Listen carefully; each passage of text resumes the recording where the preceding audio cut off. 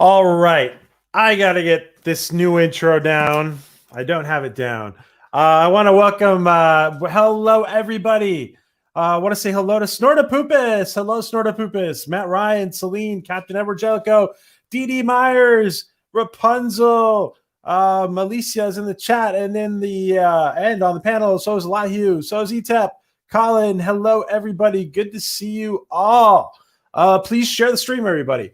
And here we go. There's a lot of chat in the private chat, dancing in the background. I want to welcome our favorite galactic, intergalactic, transdimensional, whatever you want to call it, meteorologist, Katie Nicolau. Hello, Katie. Hey there. How's it going? Good to see you, my friend.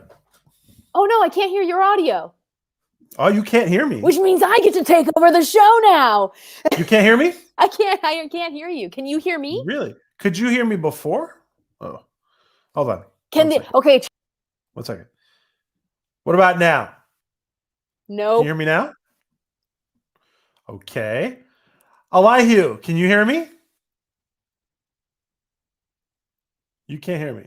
I hear both of you guys. I can see you moving. I hear PJ. I hear PJ. I hear Katie. Can you hear me? ELIHU, can all right. 1 second. Let me just write Katie a message. Okay, you guys can hear us both. I can't hear PJ. So PJ, if it's cool with you, I'm gonna go out and then I'll come back in. Yes, Katie, you cannot be heard on YouTube right now. Wait, Katie, hang on, Katie, stop. One second. I just heard you on YouTube. There you go. Yeah. All right. So come in and come back. Yeah. Okay. Sorry. Okay. I just made a YouTube, so I'm not gonna get any bleed through. Sorry. ELIHU, can you tell us? What's coming up on ELIHU? What's coming up on your channel? Well, I was gonna do some Mars discussion, but people beat me to that, so I'm like, I'm not gonna bleed a dead horse and repeat what everybody else has said. So I'm just gonna do a new special next week about the sun, our own sun. About our sun. Okay. Yes, cool. Our sun. People ask, what's up with the universe? Say, hey, look, it's the sun. I'm going to tell you more about it. Awesome. And ELIHU, you have a wrench. Can you put in... oh, sure. A wrench. Can you put in your channel? We'll do in just a second when we get to it. And I want to continue to welcome the ladies. Hello, Alicia. Where is Alicia? There she is. Hello, Alicia AVP. Welcome, Alicia. How are you, my friend? I'm doing great. It's good to see you guys again. And I see you are wearing your Orville hoodie. Mm-hmm. Awesome. Yep, and my Orville t-shirt.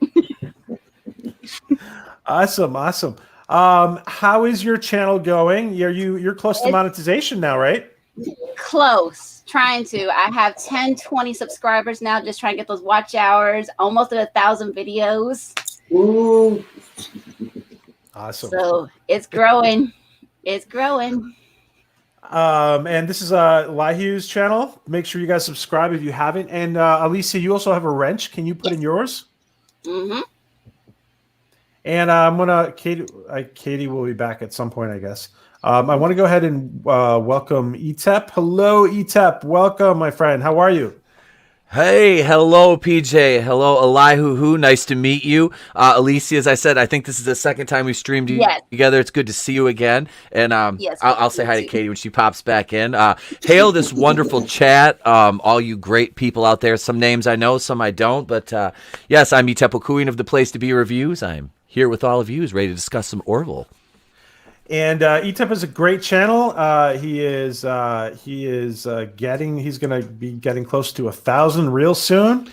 And do you have a wrench you can put in your channel, ETEP? I do, and I will drop my link in the chat as we are awesome. Talking here. Absolutely. Yeah, we hit 648 subscribers during the stream last night.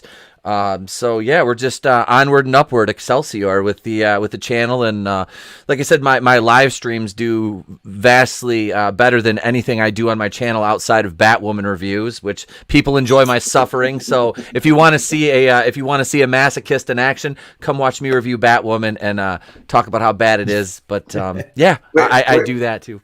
So your reviews of Batwoman is worse than Batwoman itself, or is it? No, my What are you reviews gonna of Batwoman and my writing are vastly superior to anything that they do on the CW. Oh, okay, thank you. I misunderstood you for a second. Thank you. Sorry. No, you're fine, brother. Okay. You're absolutely fine. Okay, good. Katie, That last season's murder. I'm sorry. I don't know what's going on with StreamYards, Katie. If it doesn't let you in, I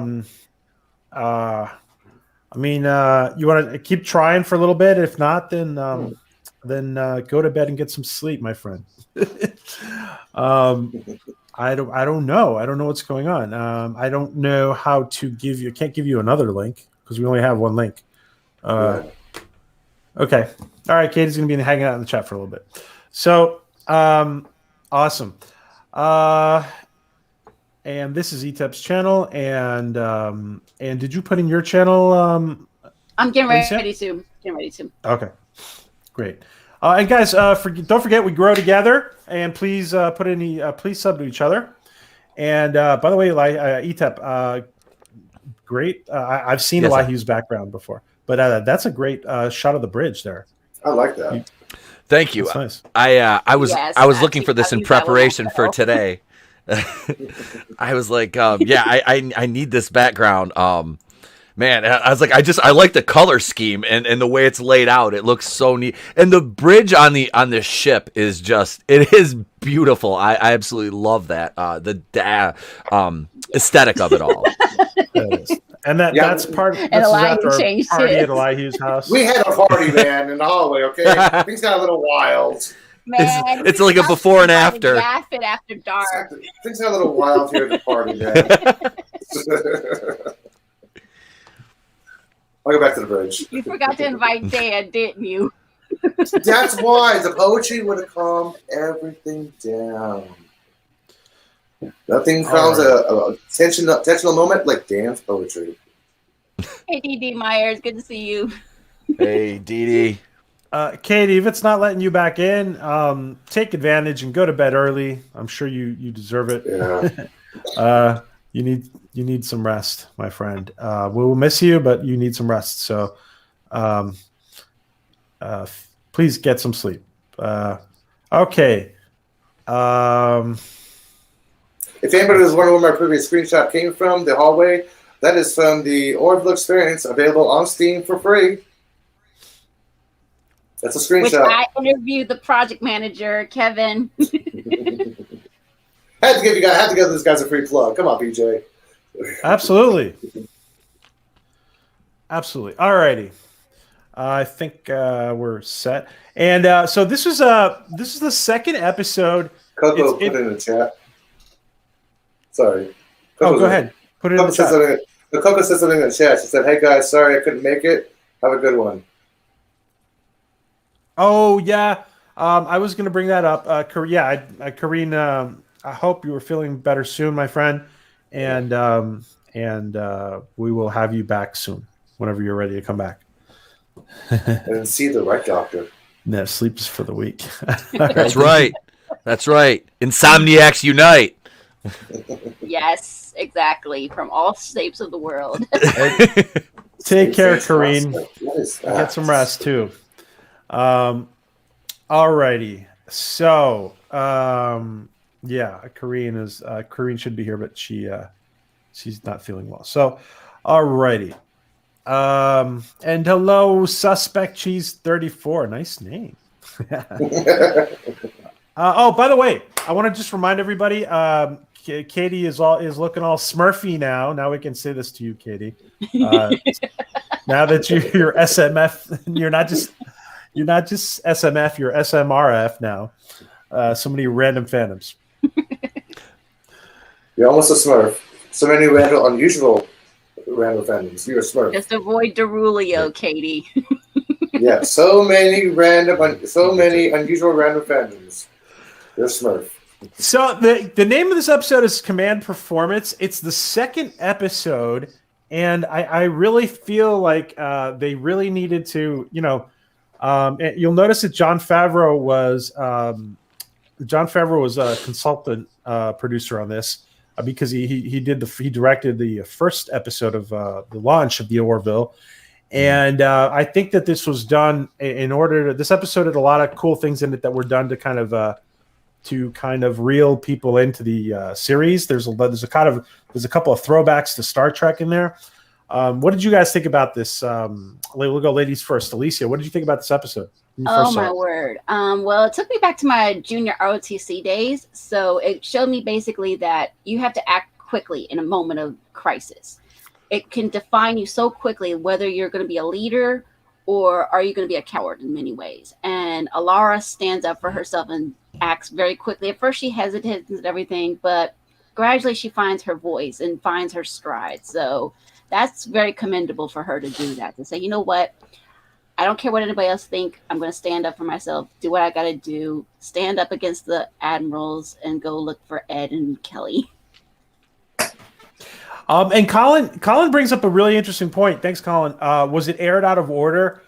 I'm not sure. Does anybody know? Because it was not. Things about this that it wasn't. Okay. There are things about this episode that it feels very established. But what did you think, ETEP, about this episode when you first saw it? Which is recently? I loved it. First of all, I love Halston Sage. I'm up to the middle of the second season right now overall. So I just went back and rewatched this episode because I watched it about a week and a half ago. I love Alara Katan. I love her character. And like Alicia said, her fight or flight response in this, like she was so hesitant at first, and this is what I like. Contrary to popular belief, even though I am fandom menace, I really, really do love strong female characters, and I think they really hit the nail on the head with Alara in this. Halston Sage plays this perfect because she's so vulnerable and she second guesses herself, but she's physically strong, and this proves that she's mentally strong and has the acumen to be a commanding officer, which is really great to see. And you really get a lot of the Ed and Kelly dynamic in this too when they're on the Caliban zoo, when they're together in there. So you get to see kind of how that relationship went sour outside of the infidelity part. It was just the constant bickering, and it's like it's if you're married, trust me that after so long it happens. Not the infidelity, but the bickering. But no, I think it happens even if you're not married though too, ETEP. So yeah. Oh, trust me, yeah. If you're dating somebody for a long period of time or cohabitate with anybody, it happens.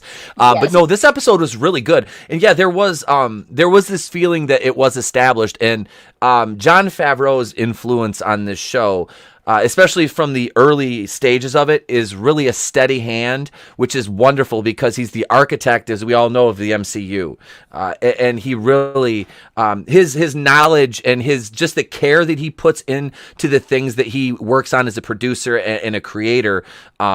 You really feel that, and it gives the audience a sense of authenticity, and it really lets them know that the people behind the show are invested in it, and they care about what the audience thinks. Absolutely. Yeah. And hello, Tim Possible. Thanks for joining us.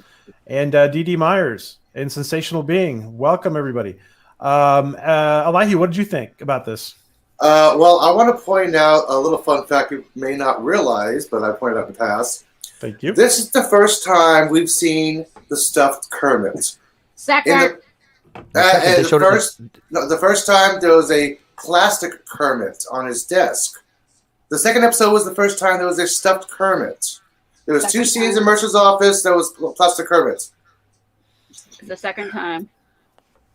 I recall two plastic Kermits and two office scenes in the first episode. There was one in Old Wounds that's on his desk, but you don't zoom in very closely unless you pause at his desk at just the right moment. There's one on his desk with the right flower. Okay. Well, there's still a plastic Kermit. That's the second time you see him, though. Hey. Sorry, I love Kermit still. Yeah, I love Kermit too, but my inner Kermit and geek went off. Sorry, had to do that. I know you. Well, I liked both the storyline and the cinematography for this episode because the storyline, you basically had a very strong person but timid with her surroundings, trying to break free. It's like, okay, how am I going to do my strength with my personality instead of my actual physical strength? This is what she was basically learning and developing into, because the line that Dr. Finn told her was, if you weren't qualified to wear that uniform, you weren't qualified to sit in that command chair, something like that, paraphrasing it. Basically, it's like, Oh yeah, that's right. I am worthy enough to. I did earn this uniform. I am worthy enough to. I am capable of doing command. I can do this. I'm Dora the Explorer with balls, big balls. Sorry, I had to call them arms. And do you want to share, ELIHU? Do you want to share what you shared on social media before about who the director is of this episode? Yes, the director is none other than Robert Duncan McNeil. And for those of you who don't know, he's the actor who Give me a nerd card. Give me a nerd card who don't know who he is. Tom Paris and also Nicholas Fallone from Star Trek Next Generation. Yes, Cadet. Yeah, Tom Paris from Star Trek Voyager. Yes. The cinematography. Next Generation was loosely based on that one. Oh. Well, the cinematography, when you see like in TNG, Star Trek TNG, whenever you see like an outside view, it's from the outside of the ship. There's an outside view when Alara is talking to Dr. Finn, and you think it's from the outside of the ship. No, it's from an actual room. So it's like, that's why the odd reflection is in the window. I thought, is that a bad reflection flare? It's like, no, it's from a window from the inside light. Okay, it's not from the outside of the ship. I love how they actually did the lighting on this. Brendan Fayette was great on this. I mean, this was a great episode, well done. And when Kelly ordered the cannabis edible, I love how the computer just automatically just knew give her a chocolate brownie. Probably a reference to he was going to bring that up. West with the pot cookie. It was channeling Project Prometheus. And we see here that obviously that the episode starts with I actually took down the image already. And hello, Larry, Jeff B, Matt Ryan, everybody. Matt Ryan has a Kermit on his desk now. Awesome. Awesome. The best character to have on your desk ever. Unless you can have this on your desk, the Orville soundtrack. Now, I was gonna say, Ed, we start the episode. I just took down the image, but Bortus is telling Ed that he has an egg coming, and he needs time off for daddy time. So that's how the episode starts off, and it's kind of funny. And after the conversation, Ed says, "Oh yeah, now I want eggs." Yes, I want eggs now. I want eggs. That's funny. I think actually, ETEP is fairly new to this. What do you think about the mix of the humor, ETEP? Is it acceptable to? I mean, is it just the right mix of humor? It is, because it's not to where it takes you out of any situation in the show. It's not, as some people were worried about at first, it's not Family Guy in space. It's not. Seth MacFarlane is and I'm not a huge Star Trek aficionado. I'm not, but I've seen enough of the Next Generation and things and the older stuff to know that this is kind of, like I said, a love letter to that. And the humor it's well placed, it's well written, and the timing it's well done overall. No, I enjoy the infusion of a little bit of humor, because, like I said, it doesn't really take you out of a tense situation like, say, other franchises do with it. You'll have this tense and then this quip, and then totally just lets the air out of the room. You don't really get that here. Everything I've seen so far, the timing has been really well with it. So I'm not joking. ETEP, is that true? You have Wheezy Jefferson? Oh, nice. I'm not a Funko Pop guy. I'm not. But I saw Wheezy, and I'm like, now I have to order George. I'm like, because I've never seen any other George and Wheezy figures. But yeah, I have to move her. My wife and I share the office because she works from home. But no, the humor in the show is great. It's well done. It's well timed. The writing staff gets a big applause, a round of applause for their talents and the care that they put into the jokes and where they land during the show and the plot. So yeah, I enjoy it. I have not seen that Rapunzel of Peter Bacon running in his naked Bortus. Have you seen that, Alicia? ELIHU? No, I haven't. No, that one I need to find. I'm just gonna look. I'm gonna Google that while.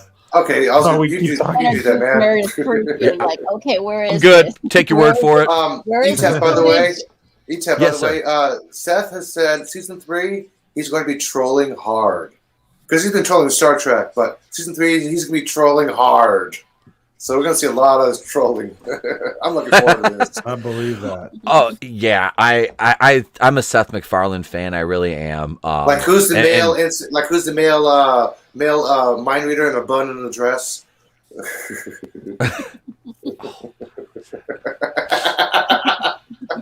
That'd be a great troll. He's a smart guy too, and that's I like his humor is like I said, it's different than Family Guy. You know, Family Guy, you get that kind of sometimes it's witty, but sometimes it's kind of low grade humor. This is not that kind of humor. You don't. There's. It's like I said. I haven't really seen the thing that I've been like, did you really have to do that? You know, I haven't had one of those moments with the show. So which makes me happy as somebody who is new to this. So agreed. Yeah.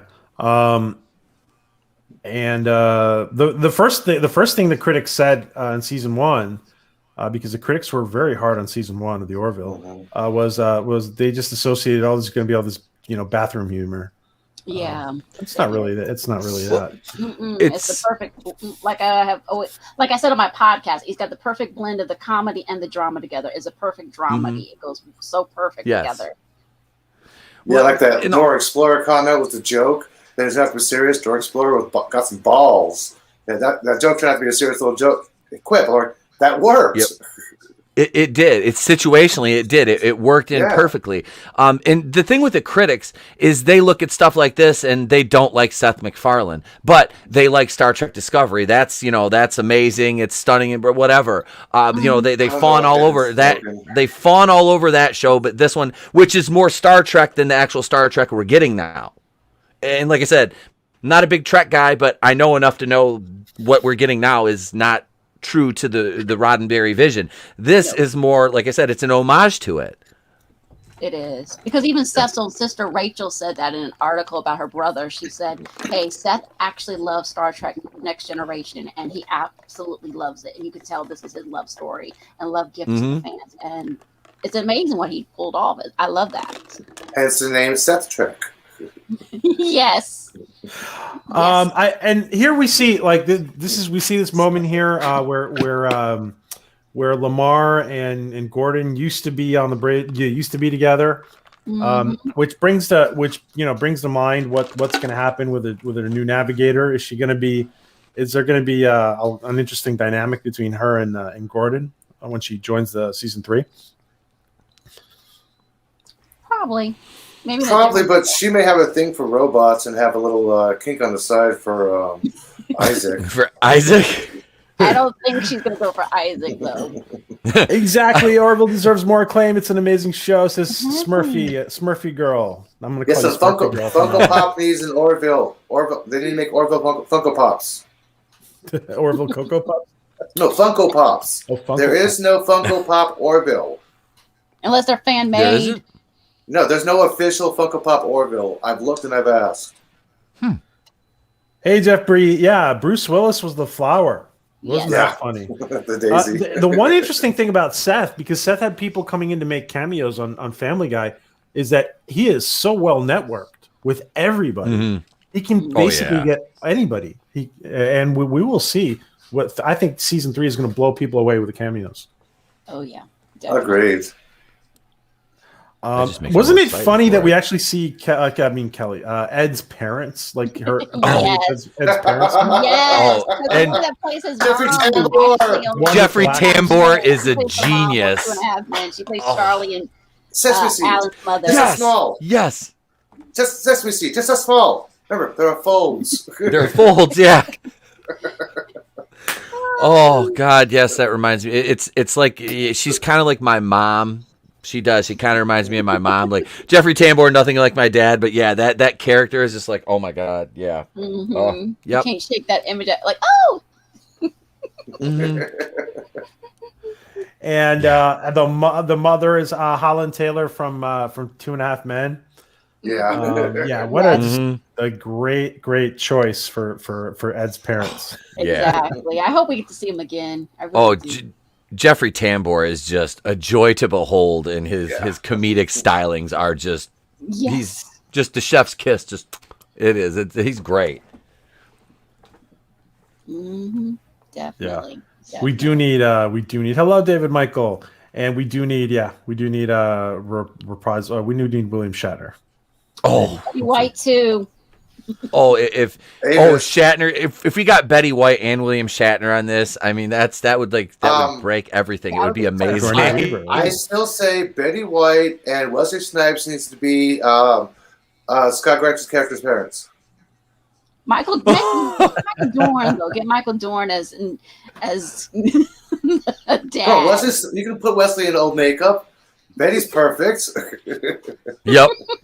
Come on, Lamar's parents. Hello. And of course, this episode does address how young Alara is, and actually, Halston Stage is she's basically playing her age at this point. She was like 23 or something. 25. And she was not scooting when Well, she sat in the when captain's this chair. was She's really filmed- that short. When this was filmed, she was like 23 or 24, wasn't she? About 23, 24. And so the whole issue of command comes up. It's done very well, and Dr. Finn, exactly what she said she was going to do.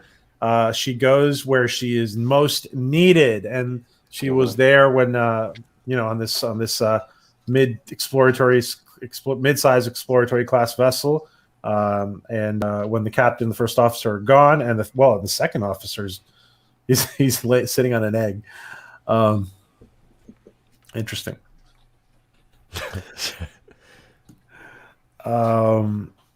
And does anybody ever think that Will Wheaton will get on the Orville?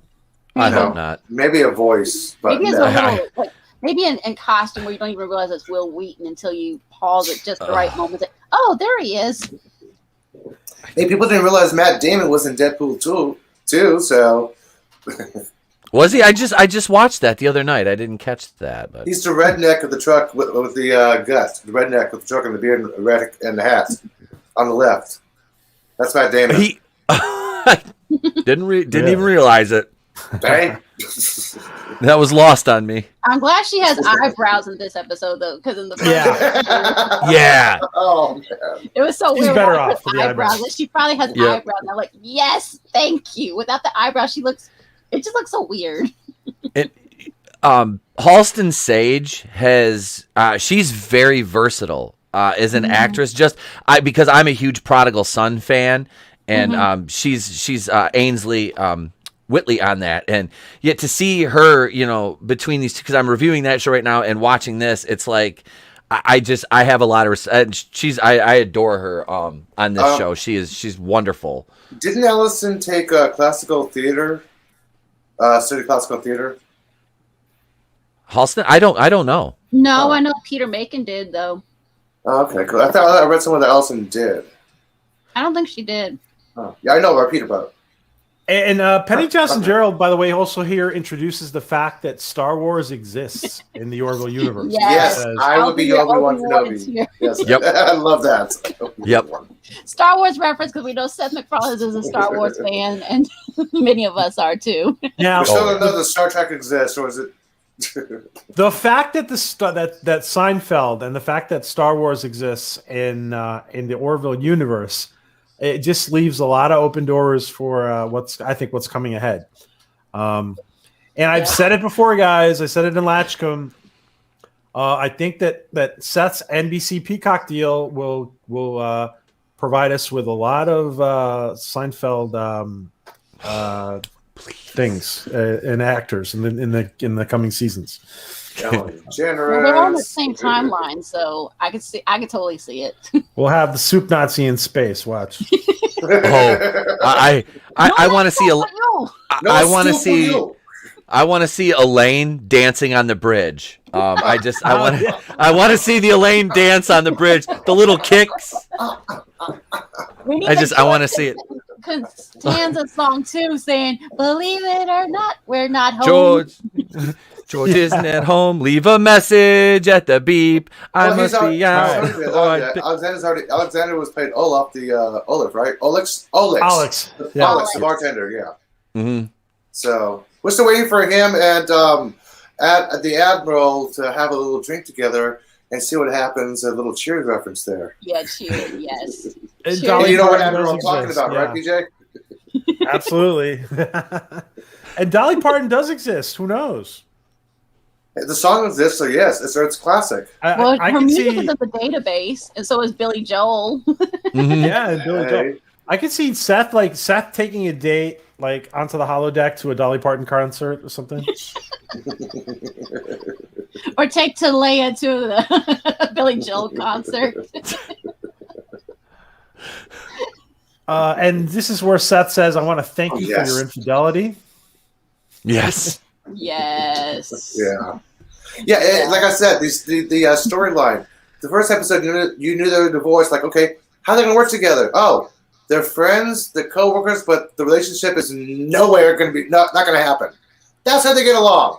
Sex is out of the question. It's Gotcha. It's so classic. It's going to be strained. To be around your former love in your life, to be around them again on one-on-one basis. Oh no, it's going to get tense in here real fast. They work together professionally best, but personally not so well. So like, okay, this is where this relationship happened. This is what's going on with these two. I could answer that from the first one. Mm-hmm. And thank you, Captain Edward Jellicoe. Yul Brenner, absolutely right. Yul Brenner is real. That's right. Yes. I'm so glad they did put Kim Kardashian in the zoo finally. That last comment, sorry. But they are real because they have the database of the Camelot. Yep. Saying, here you go. Enjoy the world of reality television. Oh. And hello, Big Mac. If you guys haven't subbed to Big Mac's channel, Big Mac, well, I just want to remind everybody, Mac, Trey, put in your channel. Everybody who has a channel and have a wrench, please use it. We grow together, guys. I want to ask the panel to put in their links a couple more times during the stream as well. Make sure you're subbed to everybody, guys. Sorry, you were going to say something, ETEP. No. I was adjusting my earbud. I'm sorry. It kind of clipped off, so I had to tap and turn it back on. They're actually working somewhat tonight. So. Oh, good. And of course we have. I knew that our friend ELIHU was going to bring this up. Our next image. He already brought it up, actually. I have the video ready if you want me to play it. What'd you say? I have the video clip ready if you want me to play it. Oh, you did? I actually do have the video clip ready if you want me to play it. Oh, you do? Go ahead. I'll share it. Okay, hang on. This is Trey's channel, guys. Don't forget to sub to Trey and ELIHU and everybody else who is. There we go. Go ahead, ELIHU. Yes, the edible. What does she call it? The cannabis edible. Cannabis edible. Yeah, she just said cannabis edible. That's right. Yes, one cannabis edible. Reference to A Million Ways to Die in the West, but the pot cookie. Dude, I got season 1 and 2 on my laptop. So I'm like, yeah, I got the episode, please. So Ed and Kelly go and check out the vessel that apparently had been attacked by the krill, but this is all bogus, of course. And are some really nice. By the way, this is the beginning of season 2. The second episode in season 1, and we have some really nice external shots, some really nice special effects from Brooke and Brandon and the whole special effects team at the Orville, and some really nice external shots. But PJ, back to that cannabis scene. Yeah. I wondered about that a certain little. What did I know we were going to go back to the cannabis scene? Go ahead. Just curious. Sorry, just curious. I'm just teasing you. Go ahead. The story that Ed told about when he was smoking a joint, when he was given a joint, right? Seth MacFarlane said he doesn't smoke because one time he got paranoid. Was this actually his story that happened to him? He did it Thanksgiving with his parents, but I don't think it was. I think he was writing it for the humor because he wrote all these episodes before the episodes even aired. He wrote them all at least 2 years prior for the series even started. I mean, I just wondered. I was like, does that actually happen to Stephanie? Tell the writers they actually put it in the show. I think it's a reference to A Million Ways to Die in the West. Honest, I still think it is. Hey, ETEP, has anybody? You know, actually, ETEP, the first time I saw your channel, I thought the Wokuian was like because I didn't read it properly the first time around. I thought it was like some kind of play on words on being woke. No. No, it's my last name flipped around. They're my first and last name just flipped around. Yep, we just inverted it.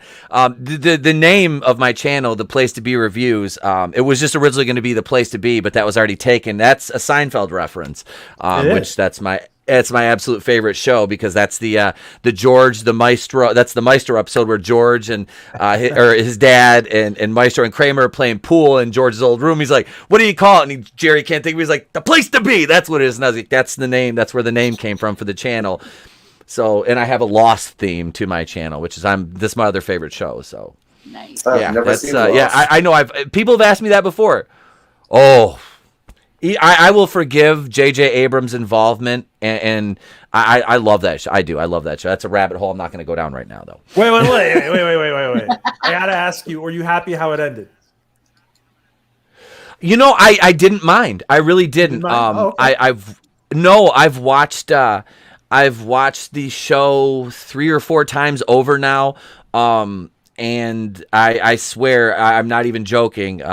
There are still moments in that show where I just like it's Niagara Falls. It is. It hits me right in the feels. I've been invested in that show since 2004 when it first debuted on ABC. Me too, by the way. Me too. I love it. The characters. You know, I really I love the mythology around the island and the statue. The Man in Black, Titus Welliver. Oh man, he is just No he was idea what in. you're talking about. Yeah, it's phenomenal. Just the mythology of it. Like people didn't like the later seasons because they did a deep dive into the island's history. I'm like, that was one of my favorite parts. Like it's like I've been waiting for this, you know. How many seasons was Lost? 6. They wanted to me. I'm like I could have done a couple. I could have taken a couple more seasons of it if they would have, you know, constructed a little bit differently. But I didn't mind the end at all. I liked it. There's some parts where I'm like, you know, but it's just it's you get that in any show that runs for any length of time like that. But no, I do. I love that show to death. Yeah, the logo, the logo for my channel is based around the Dharma Initiative logo from Lost. So That's what. Okay. Yep. That's funny. Dharma Initiative, awesome. If we know if ETEP ever comes up with some kind of cult, it'll be kind of like the Dharma Initiative. Oh, absolutely, absolutely. Cannibalism optional. I'm working on buying an island right now. I just haven't figured out how to move it. I gotta have the wheel installed. There's no crash your plane there. I know some pilots. We see them get onto this other ship, and obviously, all of a sudden they're initially cut off from they're all of a sudden cut off from the shuttle, and they're beamed away. Yeah. Otherwise, said transported. Transported. The first time I said transporter, so transported away. Earlier I said that. Yes, transported. Molecular, and I think what did they say? What did Isaac say? Molecular transfer? Yes. Why is my phone ringing? Sorry, 1 second. Damn, ELIHU. That's loud. I can hear that. I can hear that all the way over here without the. We can hear it in the next galaxy. I was going to do a Jason Alexander. Sweet, fancy Moses. Please feel free to imitate. By the way, ETEP has some great impersonations. Maybe whatever you just feel free to jump in whenever you want, ETEP. Don't worry, I will. Cleveland might have to break down a little something, but that's all right. We got it. We'll do that later. That's all right. Cleveland Brown show up. Maybe Sylvester Stallone. I don't know. Let me see if I can get the Italian step. Hey, yo, what do you guys need? I'm over here. I got punched in the head and Mickey and the robot are running around on the bridge. I don't even know. Okay, now I'm back. Sorry. That's awesome. Oh, now my head's all messed up. Sorry. I think ETEP one day we're gonna have to interview Cleveland or something. Oh, I've done entire reviews as Cleveland. So, like I said, I reviewed Halloween 2018 was so bad I couldn't even stand to do it in my normal voice. So I just did I did it all as Cleveland. And I actually reviewed one of my favorite movies, Avenging Force, which is a Canon Films movie.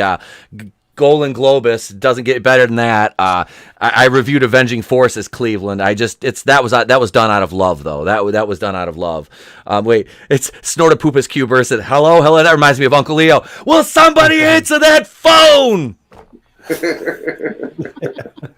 Uncle Leo yelling at everybody, anti-Semite, anti-Semite. Yeah. And Jerry's like, you know, he goes, he's like, yeah, Jerry had some of the funniest lines. Can you he's like, you think the chef's an anti-Semite? Can you blame him? Like after, that used to be the opening part of the opening to my radio show was Uncle Leo. Just every time I would play that when I come on the air, it'd be Uncle Leo just hello. That was like part of my opening. Yeah, him and his girlfriend, Uncle Leo's girlfriend, they were funny. Mm-hmm. And of course, if anybody from the Seth MacFarlane organization is listening, ETEP does some great voices. So if I'm just putting it out there. Oh, move. Thank you for not showing the behind version picture. Well. And thank you for not showing the full frontal as well. Yeah. It has the whole thing for your viewing pleasure, ELIHU. No. The first time I saw the back view, I'm like, is that his balls? Oh, wait, he's sitting on the egg. It's South Park. He's sitting on. Oh, never mind. I gotta say that's an extreme amount of makeup, though. Full body makeup, huh? Mm-hmm. A lot of detail, commitment. Very detailed. Yeah, that's commitment. Peter Macon. That's commitment. Hats off to Peter Macon. What did you? Oh, and by the way, at the end of this episode, there's that. I forgot it was at the end of this episode. They actually say it's a girl. Yes, it's a girl. Mm-hmm. It's a female. Exactly, and you'd almost expect to see to be continued, but it doesn't say it. You almost expect to see that. You almost. Well, Captain, if you says you can do Captain. If he does the Edward James almost, I can slip right into Darth cities and communicate with you like this. Do it. Come on, say something. Everything is proceed. Something dark side. Something complete. Oh, Rapunzel, you linked that? Where did you link it? It's a Twitter link. It's a bodysuit onesie. You linked it. Where did you link it, Rapunzel? He's on Orville Nation's Twitter link. Probably tagged you. Oh, on Twitter. Is he like George in the bodysuit? Hey, it's bodysuit guy. All right.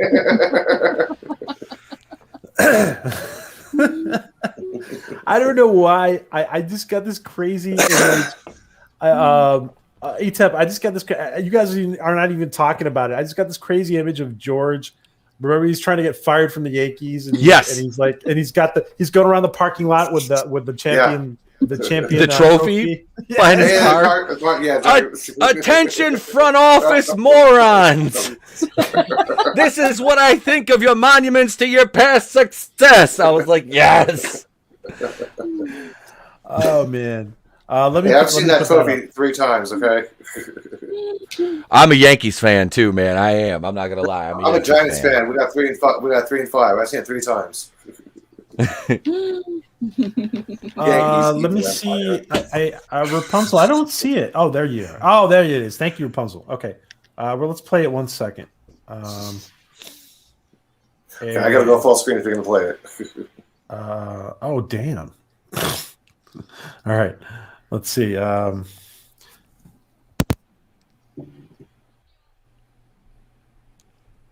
gonna mute you guys 1 sec so we can hear it. Well, just don't talk. I'm not gonna mute you guys. I'll mute myself. All right, there we go. Thank you, Rapunzel. I had not seen this. Let's see what this. All right, let's see what this is like.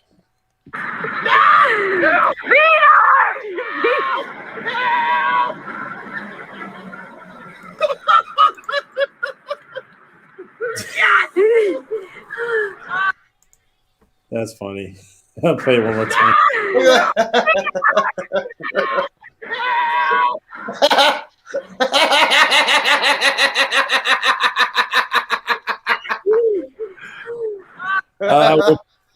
I have an odd question. Why is there a front flap that looks like a penis? I know, right? And there's something. He's got a And he's tail. just shaking it back and forth in the street. Oh, I would have loved to Look see at those that, people's shaking it. cars. Like, what the heck am I looking at? Oh, Rapunzel. Thank you, Rapunzel. That's awesome. Thank That you. was I awesome, tweeted that. Rapunzel. Please retweet that, PJ, so I can retweet that. That right there is When he does like what is it? Crosswalk musical stuff. that is that I just watched. Was it season 1 episode of Family Guy, The Boom, which is based on like where Peter's like, "Oh, village idiot, that's a good one. On Tuesdays, you get to wave your penis in traffic." That's Yes. Are you going to Oh, retweet that? thank you, Rapunzel. That was awesome. That was great. I had not seen that. None of us had seen that, right? no. I have not. If ALYSSIA hasn't seen it, then wow, that was funny. Retweet it, PJ. I will. Please. I'll retweet that. They should have put that on the DVDs. Oh yeah, that should be an extra. Behind the scenes footage with Peter Macon. Yep. Really, how serious is that going to be?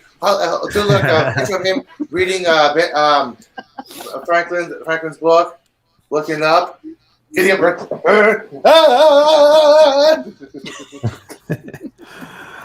Awesome. Wow. Thank you, Rapunzel. Wow. Yeah.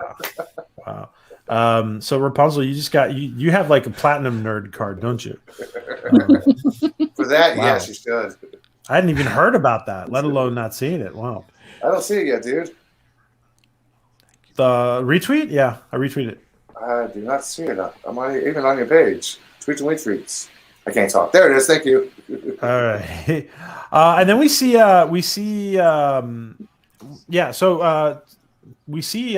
Alara. Alara's freaking out. And it's funny because actually, if you look closely at this, you actually do see Bortus's butt sitting on the egg. That's why I said thank you for showing the front angle. Yeah. You actually do see. Yep. There you go. Keep your glasses off for this shot. Yeah. I take them. Let me show. Let me go into Helen Keller mode for a moment.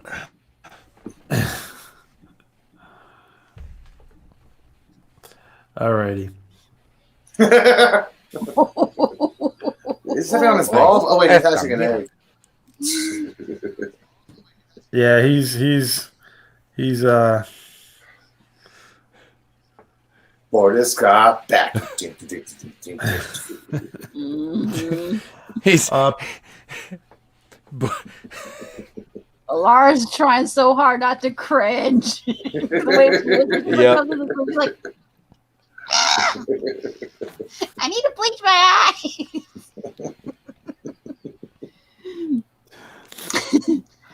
He's like, well, what do you want, Lieutenant? Now was Alara's whole thing believable to you guys? What about you, ETEP? Because you're watching this for the first time. Are you was everything believable as far as what was happening with the experienced officer and yeah, like I said, her performance was spot on. I thought her interpretation of like the fight or flight response was good. And when she went down to the mess and talked to Gordon and Lamar and was like, look, she's kind of laid it out for everybody. She's like, after, Gordon kind of said, hey, look, permission to speak freely, and he told her exactly what he thought. And she, you knew she was internally struggling because she's afraid. She's a young officer. She's afraid to risk her career because she's in a position that she feels, even though she is qualified, she feels unqualified for because of her age and lack of experience. But she knows deep down that she can perform the job. She just has to find the self-confidence, and it is in that Chilean tequila. Which I was like, Sammy Hagar. I was like, one shot. Hey, my Chilean tequila, But no, it did. She makes the performance believable. She does. I do. I really, like I said, I adore Halston Sage. I think she's wonderful in this role, which I know what happens in season 2. And I saw somebody mention it earlier in the chat, and I'm like, you can't. It's going. Was it the Tony Braxton? He was like, unbreak my heart and cry these tears. But no, she's wonderful. And the character was. It gave her a nice arc in this episode. It was nice character development, and that just speaks to the writing, and then her interpretation of the writing really plays it out well for the audience. Absolutely. And we have I liked how there's another kind of television show, and you got a character going questioning their judges, like, do I really belong here? You give somebody giving a speech, and all of a sudden the character's like, okay, I can do this. No. She asked several people. Several people told her things. And she had to think about it. I was like, wait a minute, am I doing this? Am I doing this emotionally, personally, my career? Should I do this help out the crewmates? Should I be friends? Should I be enemies? And it wasn't one person that told her advice and she snapped into it. No. Mm-hmm. It took a growth. Like, okay, more advice, a little bit more advice, stronger advice from Dr. Finn. The character, she's where she needs to be. That's when she got the courage to get the courage shot. Yeah, and it's actually it's very interesting how every character's purpose is tied in very neatly into the episode, right, into the Orville writing. And like you just said, ELIHU, the doctor is there where she needs to be. Mm-hmm. And let me just throw this out there. I shouldn't be saying this, but is the green hair on the doctor? Is that an homage to Yodel, to 5 on Dark Matter? Who knows?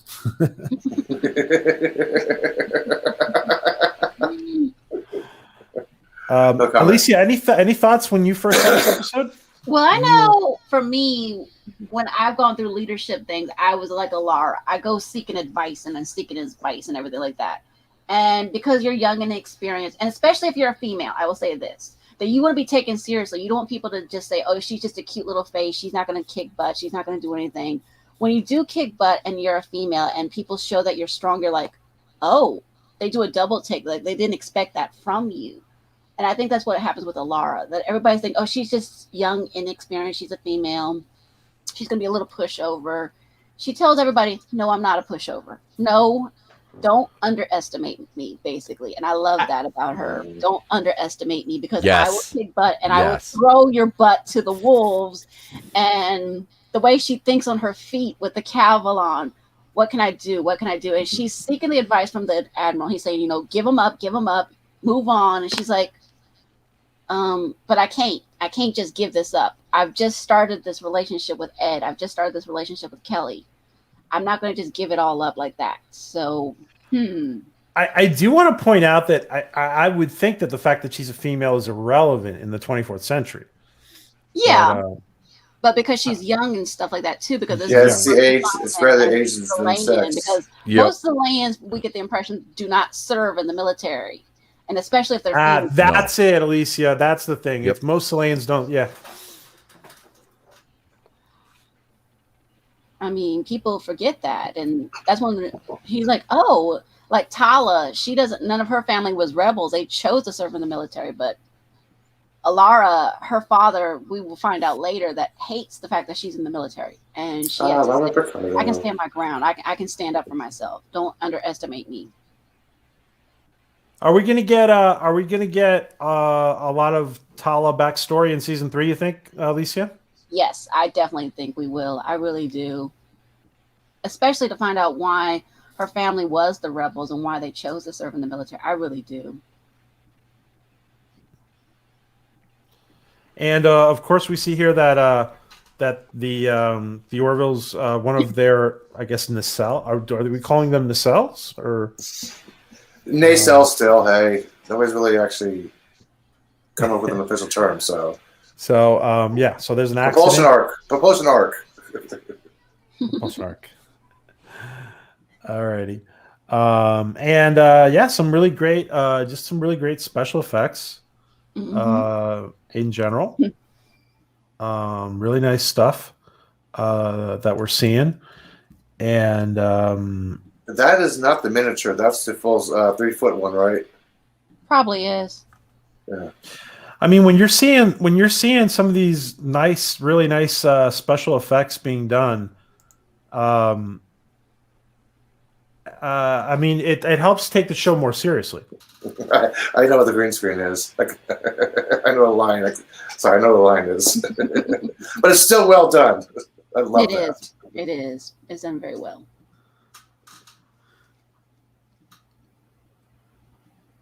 It seems to be something wrong with the picture, PJ, on my end, on StreamYard. What's wrong with it? It's shrinking. It goes to a full black screen, and we lost somebody. ETEP. We lost ETEP.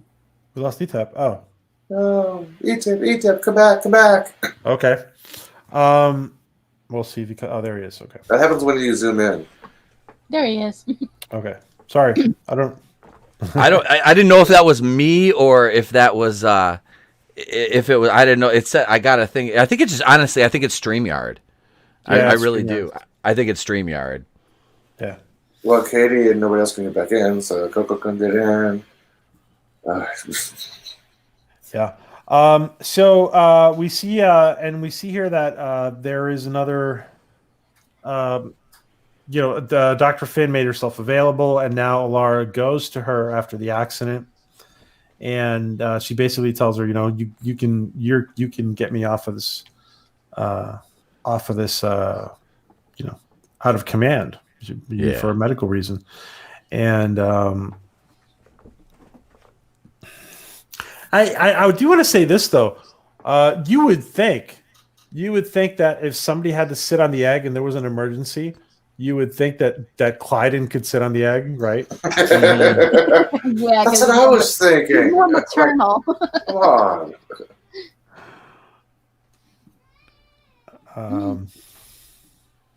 Are we thinking? By the way, now that ETEP has seen a lot of season 1 and 2. Because ELIHU and ALYSSIA have speculated with me about this in the past. Do you think there is bad things coming to, or is it? I don't know if I should say this. Well, I mean, I'll just ask you, do you think there's bad stuff coming between Clyden and Bortus in the future in season 3? From the way it looked, I mean, Clyden stabbed him in the heart. I mean, so, they're trying to repair their relationship at the point I'm at now. But, who knows? I mean, can you really come back after somebody stabs you in the heart? Not just Tully in the back with a friendship. Come on. Bortus is working through his virtual reality, porn addiction. So, I mean, yeah. It was like virtual Pornhub there on the ship, but no, it's like, wow, they went there. Okay. But no, it caused a huge rift in their relationship. And I don't know, I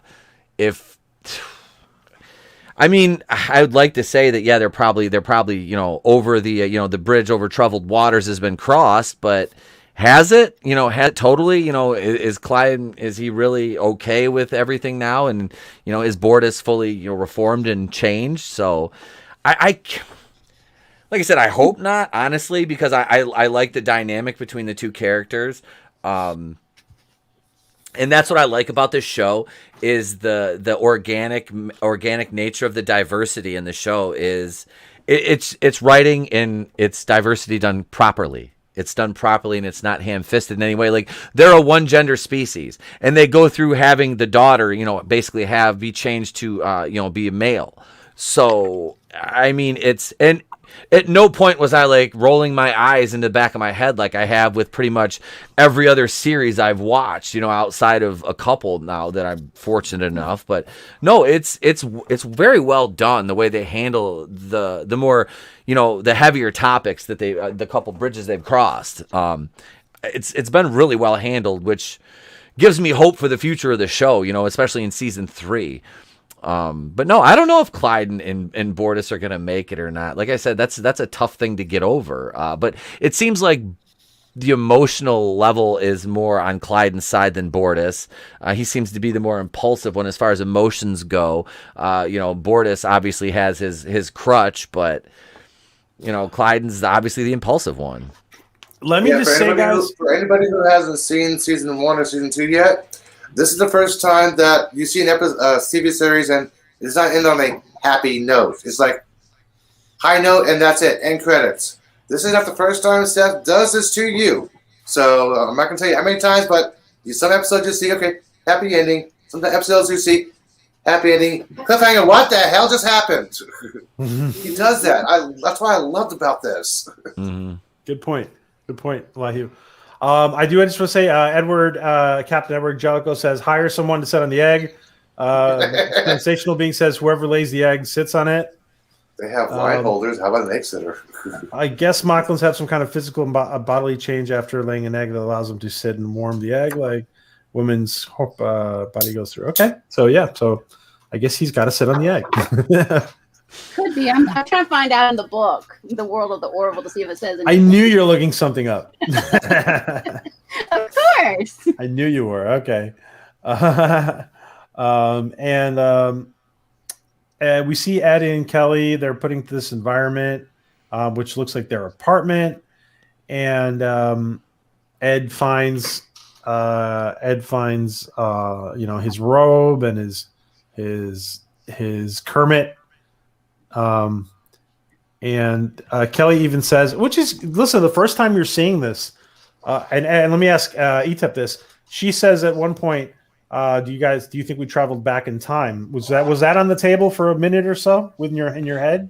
ETEP? I was wondering, because the way that the shuttle disappeared, I was like, oh, did they hit like some kind of like wormhole or that was because especially when she brought it up, I was like, would they go right to a time travel in the second episode? I'm like, it seems a bit, early on to be bringing that into it. But I mean, if they want to put it in play for later on, okay, let's see where it goes. But yeah, I kind of did. Because like I said, it was so sudden and abrupt, and there's really no other explanation at that point that you're like, how could they be back in their old apartment? Like I said, I did. Until, obviously he runs into the window, but I was like, which was absolutely hilarious. I'm not even going to lie. That was great. By the way, go ahead, ELIHU. Oh, okay. Thanks. I was going to say, this is not the first time I've seen this episode, and I actually watched it when they were in the apartment talking, and it goes to the outside scene, and I thought, okay, there's got to be some kind of clue here, like they looped the scene or something. I watched the outside scenes of the skyline several times, back and forth. I'm like, there's no looping here. Wow, nice subtlety. Because if there wasn't a little continuity, they would actually loop the little outside scene, but it's like crystal clear, perfectly non-looped. I love that continuity right there. And John says, "This is obviously this reminds us of one of Lamar's lines. Where does it come out of the butt?" Yeah. He's like, how do you not ask that first thing?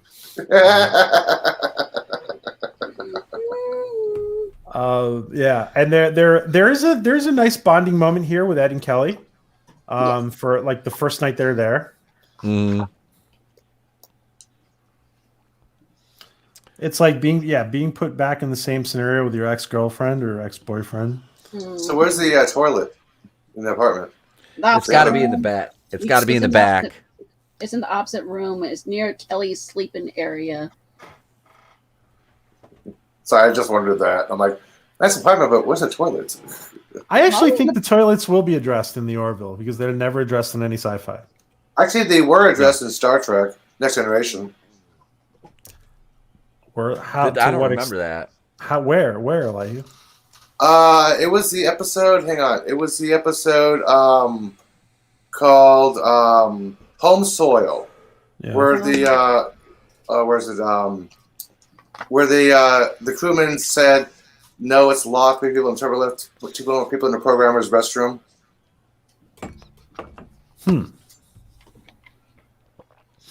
I just watched that on Pluto TV a couple hours ago. Really? I'm like, wait, did it say restroom? I went to the script scene. I'm like, yep. But they it don't says say restroom. like they don't say like they don't describe it or anything else, right? No, they just said restroom. Gotcha. Alrighty. Hey, you know what's funny about this is that like everybody on the Orville drinks, which is kind of funny. I know. Yeah. And they're not drinking synthahol; they're like drinking, they're drinking the hard stuff. And sometimes it is the actual alcohol in real life. Oh, I read that on the Orville Wikipedia. That's how I know. Sometimes shots are replaced with real shots, so Authenticity. Hey, we gotta make it look realistic and feel realistic. So that bite when Allison, that little Mazel bite tov. after the shot was Allison actually taking a tequila shot. Ooh. oh yeah. If she did a double shot and then still didn't botch her lines, my hats off to the young lady. Hats off to the young lady. Hell, Matthew McConaughey said that in one of the movies he was stoned. They was actually smoking a real joint in one of the scenes, not the fake say stuff. And he was stoned when he said the line. He was like, "Hey, hands up, feet off the carpet," or something like that. He was stoned in that scene. So, as somebody who's been in the ring and been both inebriated on both of those things, and trust me, it helps sometimes. It loosens you up, especially when you're not by nature a mean person and you have to be mean to the audience like consistently. It helps loosen you up a little bit. Well, wait, Corey Nemrick once said that he was drinking on a set with the Willie Nelson, and Willie Nelson's like, "What is this stuff? Get the real alcohol." And they were drunk on the set. Oh, by the way, today is Willie Nelson's 88th birthday. Really? 88th? Happy birthday, Willie. Wow. That's the stoner man himself. Wow. ETEP, when you were doing that, didn't you feel like you were just acting though when you were pretending to be mean? I was, but there's a certain point where you just kind of have to just let it's basically taking it's like the super I always hearken the being a heel in professional wrestling is kind of like the super soldier serum. They say it amplifies who you are. To me, it's like I can be demonstrative, but I don't like to be. But being a heel in wrestling it's so much easier to make people hate you than it is to make people love you. So for me, I came out, I called the audience a bunch of toothless hillbillies and said their family gene pools didn't have filters and the family tree was a telephone pole, and I just everything I could do to insult the crowd. And I mean, it's to the point where I had somebody threaten to stab me at one point, and I always joked around and said, "You're not." You wouldn't laugh at it? Oh, they get mad sometimes. No, we had them. We got when my tag team partner and I won the titles, they filled the ring up with garbage. They were throwing trash in the ring at us, and we went back, and everybody in the locker room's like, "That was awesome," and we're like, hey, they love to hate us, but we would walk out after our match, and then we would sell T-shirts for $25, and they would run up to us and throw money at us to buy them. So it was like, okay, your FU 10 minutes ago. Now you're like, hey, how much are those T-shirts? Can I have a picture? Can I have an autograph? I'm like, absolutely. It's really hard because they say, when you go out like an intermission, the heels aren't, I can't, I got little kids coming up to me. I couldn't, be mean to them, it's like, asking for pictures and I'm smiling, and you get some, some people that are like, they're like, it's still real to me, damn it. And I'm like, trust me, no, it's not, but it hurts. Trust me, it hurts, but it's not real. It's, we're not trying to kill each other. We're just trying to, it's a dance, but I really did. I enjoyed, cause I was at what, 10 years I was a baby face for, 8 years, and I got to be a heel for 2. And I really grew into that heel role. So it is fun. Like, so I always enjoyed that, and I did. It is like acting, but at some point you kind of are just like yourself, and it's just like you being extremely rude, which is fun. Which is fun. It is, because it's like, I mean, really, as long as I don't use any profanity or say anything, no racial epithets, there's really no consequences to anything I say here. So, yeah. Thank you for that's a good answer. Thanks for answering that question. I was curious about that. Absolutely. Absolutely. I'm And, going to the bathroom to go read. Elvis. yes, this is the line What? where he says Elvis's that. last words. Thank you, Mercer Create. Ed's line, going to the bathroom to read, hilarious. It was hilarious. Fucking hilarious. Yes, it was. Thank you, Mercer Create. I appreciate that. Yeah, that was funny. Yeah. Oh, by the way, I noticed a little error when they're fading to black. When the scene fades to black, you see everything goes to black, right? But the characters are black and the lasers were still going on. I noticed a little error. When the scene number fades to black, you see everything go to black, right? Yeah. Mm-hmm. But when they was at the lasers, the scene faded to black, but you still see the lasers for about half a second. Ah, okay. Okay. I noticed that little error. I think it was done purposely, though. Because But it was still cool. It was still cool. Yeah. I haven't Special turned it effects. all off yet. That's all, I think. Oh yeah, the great special effects. Peggy's mom wants to see the episode now. Awesome. And we see the admirals. By the way, I know I'm putting these up now. We see the admirals. I'm sorry, the admiral. I think his name is Ron Kanata or Kanyata. He is telling Alara to give up the search, and this is where she has to make a command decision. Is she gonna go ahead? And obviously she decides to go ahead and rescue them. So they're head on to Canada. I'm not sure. I think it's going to be on Hulu in Canada as well. There might be another. Say that again. Or CTV. Or CTV, possibly. Okay. And you got another super chat, by the way. Thank you, Mercer Create. All effects and transitions are in the '90s style. Yeah, it's all modern, but it's all done. Yeah, it is very absolutely. It is very '90s. But with that special, with that more modern feel to it. Thank you, Mercer Create. I appreciate that. And Ron Kanata is from DS9. Yeah.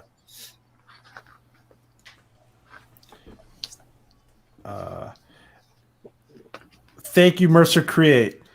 And here we see when she gives up the search, we see Gordon getting really upset, and by the way, so this is a guy in his mid 40s. This 23-year-old is, it's understandable that she's going to have problems with the crew. It's logical, and of course he's still respectful. What Eric says, what was the other Hulu and before CTV? What else did you guys say? Disney Plus. Try Disney Plus. Yeah, they own it now. Disney Plus? Mm-hmm. In the UK or in Canada. Yeah, Disney owns Hulu. Yep. So technically that means Penny Gerald Johnson is a Disney princess. She can't be a princess because she's not a princess. She had to be a princess if she was married to royalty or born into royalty. She's still a princess. Come on. Good night, Matt. Good night, Matt. And good night, Molly, if you're hanging out with Dad too. Let's see. And of course, Matt is he's the fan who, and I say fan loosely because his level of creating weapons for dark matter is almost very professional. So let's see. Another super chat.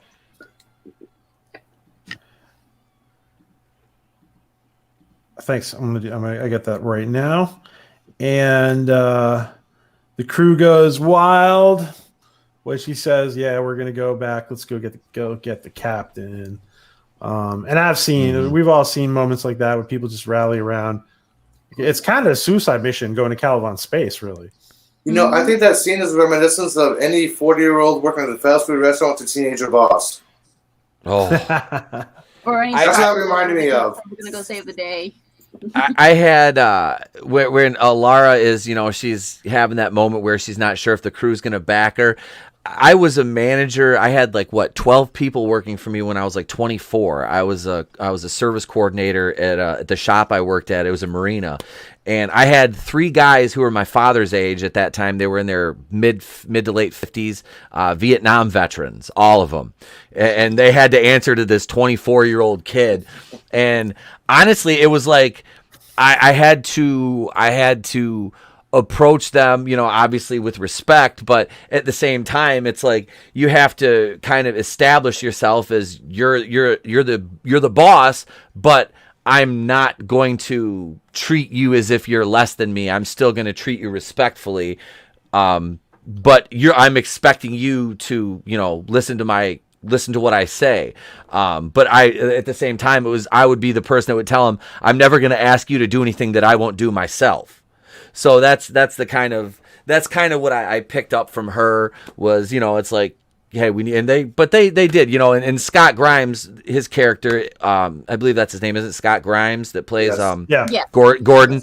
Yeah. He like you said, he snapped back at her, it was a little clap back, but it was respectful, sir, so he didn't overstep his bounds. And I think she respected that because he is older than her. And she was, obviously new to the post, but it worked well. The dynamic was there. I don't want to say Mercer Create before you go. If you're still there, thank you, Mercer Create. Yeah, Mercer Create loved the Ed and Kelly casual chit chat and the Frankenberry.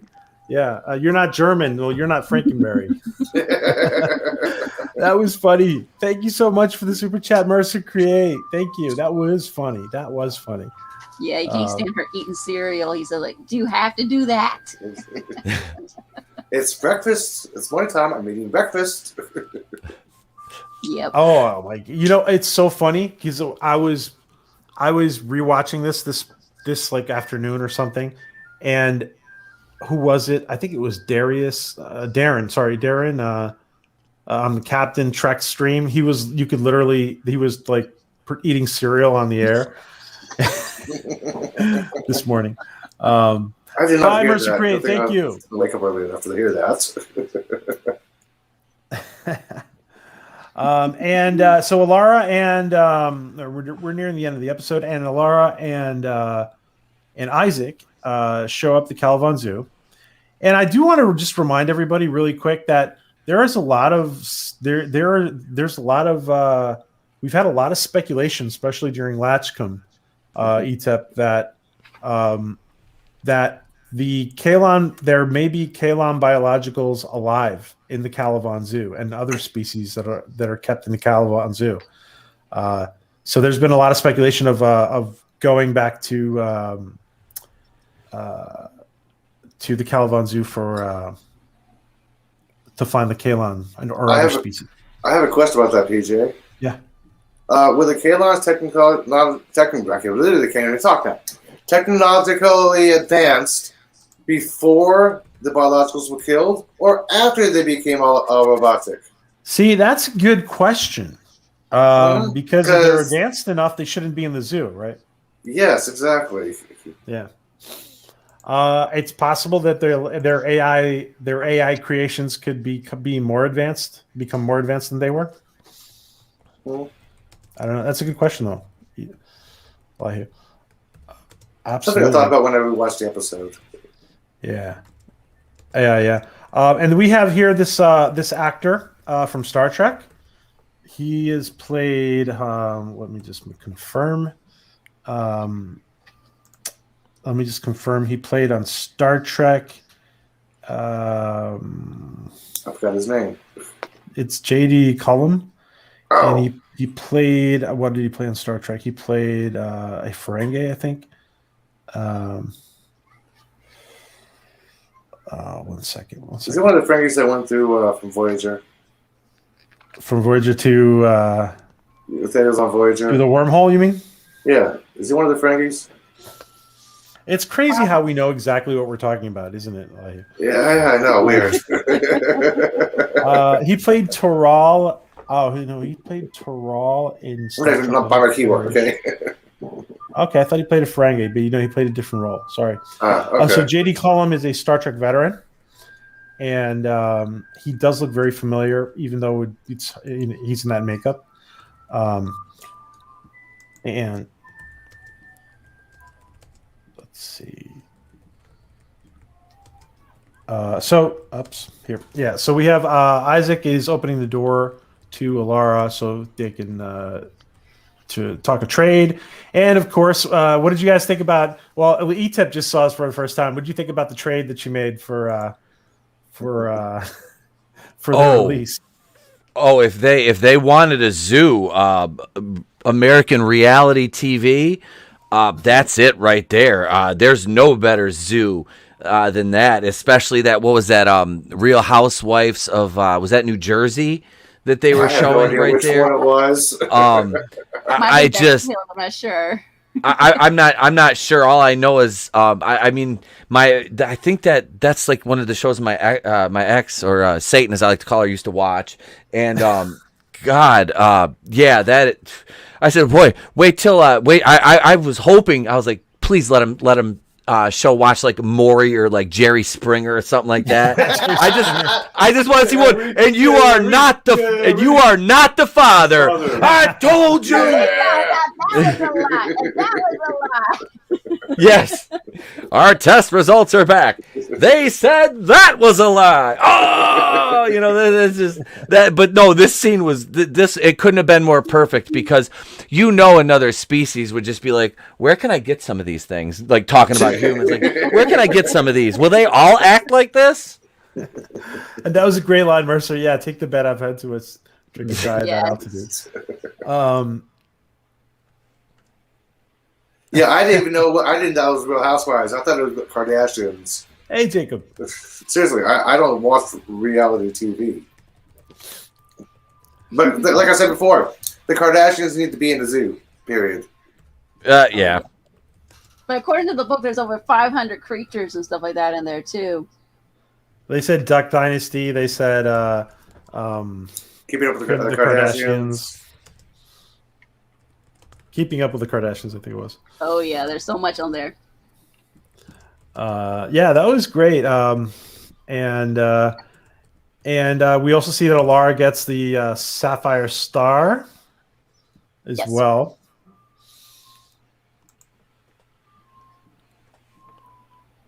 And and the little kid is released. The little kid that is also released. And ETEP, what did you think about the? And I'm asking ETEP because he's watching it for the first time. What did you think about the ending? About the it being a female? Did it surprise you that it was a female? It did, because they're a one gender species. So I was kind of like, okay, I'm like, this is obviously going to be a plot point moving forward. It was just the character reactions. I was like, all right, how are they gonna handle this? And like I said, as somebody who actually has I think I have two cousins that identify as trans. I guess it would be. I was like, how are they going to handle this? And, because the show has done so well with staying, out of that the wormhole of the identity type politics and things of the like. And like I said, when they do cross that bridge, they did it very well. They did it with class, and you could, obviously the emotions are there on both sides. One wants it, one doesn't want it, and I believe it was Bortus that didn't want it. No, Clyden didn't want it. Clyden didn't want it. I'm sorry. Thank you. Clyden was the girl before. That was Yes. So I was okay. But no, I didn't mind it at all. It was, like I said, it was done well. It was handled well. It was a surprise to see that, they did have a girl. But no, like I said, I was like, it'll be interesting. That's the way I look at it. Is like I went into this. I'm like, no matter what, I'm going to be open-minded about everything, and I haven't been disappointed. I want to answer Mercer Create. Yeah, we were doing an Orville night on a Anti-Trucker channel, but I was not able to continue doing it with Anti-Trucker. And Anti-Trucker is shifting up his streaming schedule for several reasons.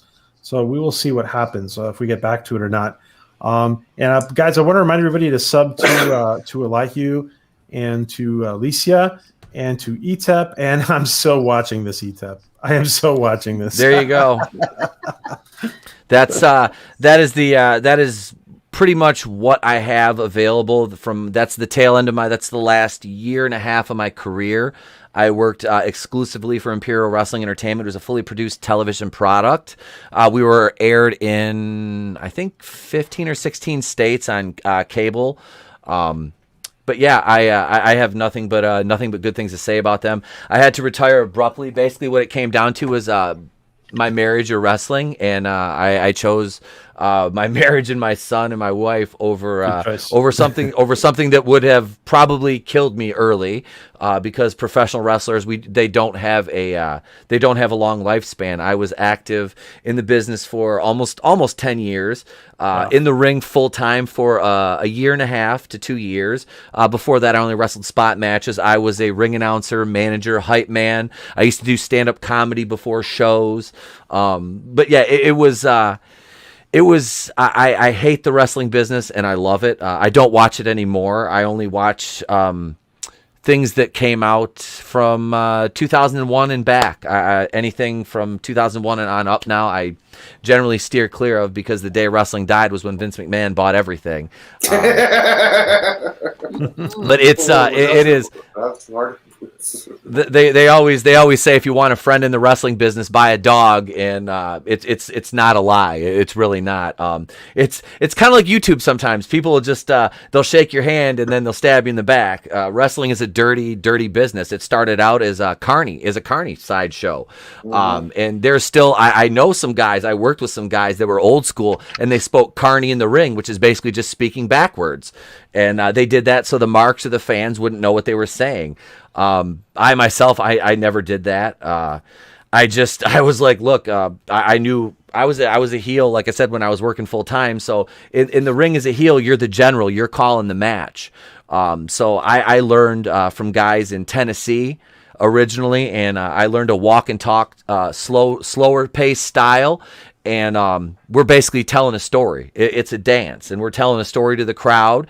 And I don't need to do 300 backflips in a match to tell a story. I could do that through chokes and punches and kicks, and playing to the crowd occasionally. So I had fun with it. I did. I had a lot of fun. The end, like I said, I wish I had to cut off in the basically the apex of my career. I was. I got my first set of belts with the guy I came into the business with, who I considered a brother, and it was an insane, painful, fun, emotionally damaging ride that I went on. Wow. But I'm masochistic, so hey, it just played into my wheelhouse. I was like, please, I'd like some more. Wow. Mercer Create, we so want Connor Trenier. He's one of my favorite actors. We so want Connor Trenier to be in season 3, and hopefully we will have him on Orville Nation sometime. Hopefully, so I want to ask Alicia, what was your favorite part of this episode, Alicia? I like where they were in the apartment. That was really fun. I really like seeing Ed, especially when he's in his civilian clothing. I like that a lot, and I also like when they make the trade. And they go like, there's millions of entries here saying, what are we going to watch next? And it's like, oh no, what have you guys gotten into? You guys have entered the world of reality TV. You're never going to be able to escape. Oh boy. All these other exhibits are going to starve. Okay, we're going to watch Toddlers and Tiaras. We're going to watch 90 Day Fiancé. Oh, America's Got Please don't bring Talent. up Honey Boo Boo. Shebangs! Shebangs! William Hung. We are And I old. want to give a big shout out to Yitza, who did awesome art for episode 2. Yes, this lovely is reflective great. borders. This was great. Bortus and the egg. Wow. I love it. And I want to ask ELIHU and then ETEP. What was your first favorite part of this episode, ELIHU? Should I repeat myself? I'm just kidding. Oh, okay, yeah. Well, I'm just kidding. No, I like the storyline, how they actually explained Alara's development from being strong, physically strong to now emotionally strong. How she actually slowly grew up right there, just not like overnight like any other episode like Star Trek did. And you actually understand Ed and Kelly's relationships. Like, okay, they're divorced.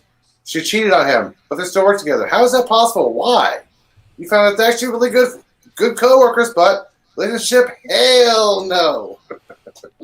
Unless you have Delarius in there again for threesome, but that's season 2, so never mind. It's Durilio, sorry. That's in this season. and ETEP, what was your favorite part of this episode?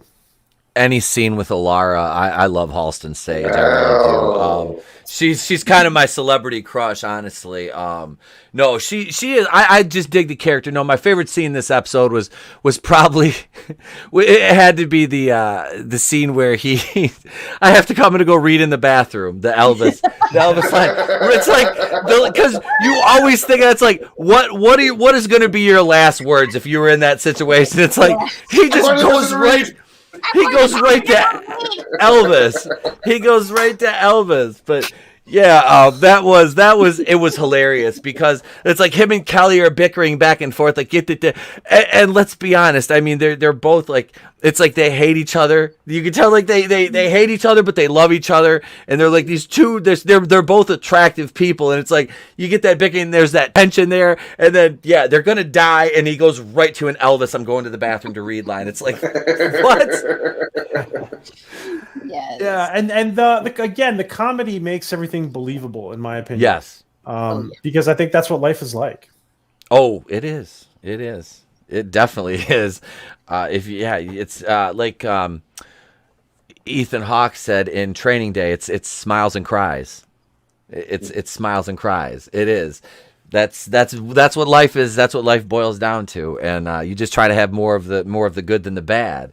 So absolutely, you use. I'm exactly like that because I am very neurotic, as I've told you guys many times, and I've used humor in completely inappropriate situations, because it's like that's where my mind goes, and comedy comes from a dark place. So that's in those times it's like I laugh like, oh my god, we are, like I said, I was at a funeral last Friday, and my wife and my mother-in-law my mother-in-law is very stoic.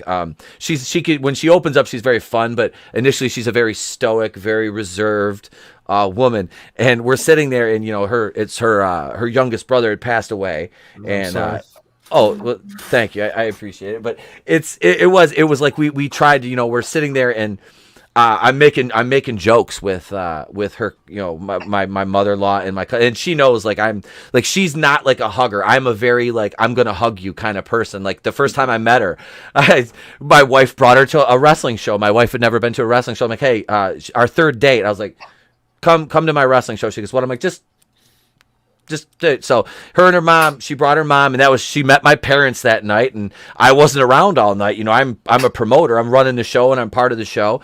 And I walked up to her in the parking lot, and I just grabbed her and hugged her, and she's like this, so it's like we've been married for almost 10 years and been together for 11 and a half. And yeah, it's like you should, Jamie, you should be used to my humor by now. It's like if there's a situation that's tense, everybody's sitting on their hands, I'm going to make a stupid joke. It's going to happen. I'm going to say something totally inappropriate and just make you go. Yeah, it sounds like me that's, sometimes.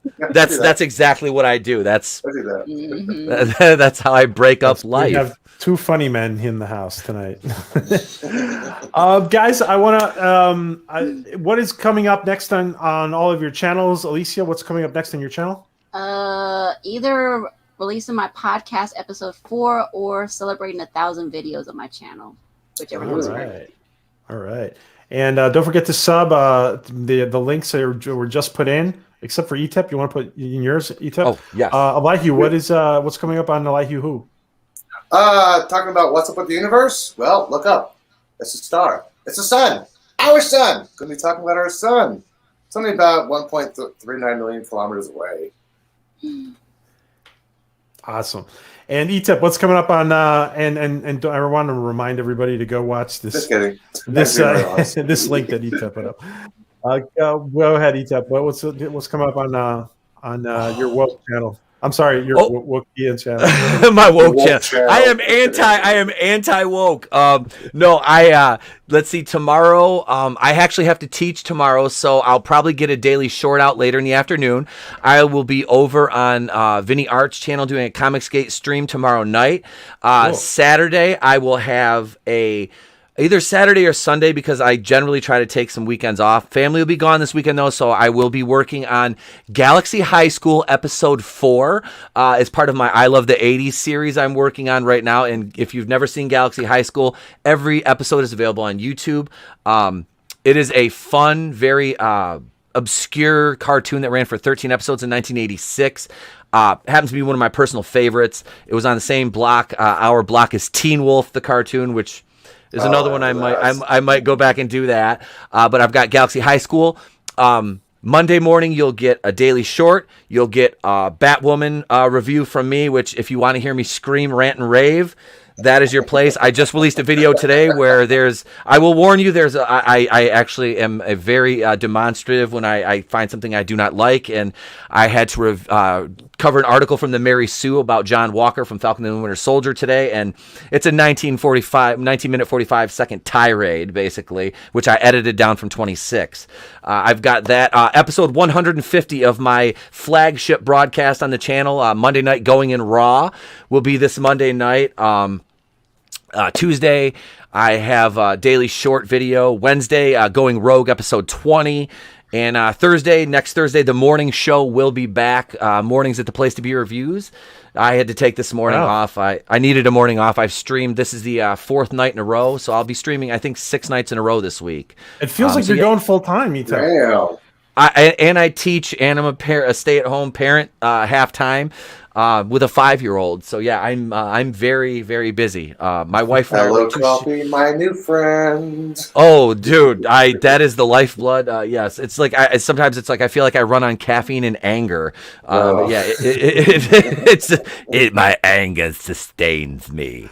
But no, thank you for having me on, PJ. I do appreciate it. And ALYSSIA and ELIHU, it's been a pleasure streaming with you. Nice meeting you, Pete. I'm going to eat I want to remind everybody to follow all of these, including, of course, Katie and Coco, who could not be with us. And I want to thank Captain Edward, Jellico, Celine, Time Prophet, Larry, Mercer Create. Thanks for the super chats. Everybody, Dee Myers, Sensational Being, Rapunzel, Jacob, everybody who has been in here, and Adega, who is sure is lurking in the background somewhere. And you got wood. Rapunzel, you got wood. You got wood. William Jackson, everybody, you guys be safe. Have an awesome Colin. Everybody be safe. Have an awesome day. We will be back. Next week. And of course, don't forget Mondays. We have Dark Matter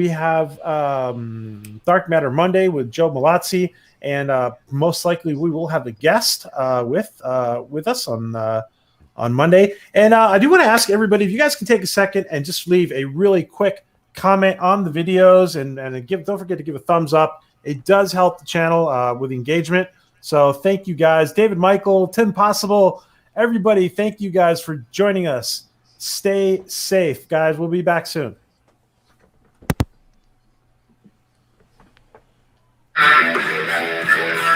It's time.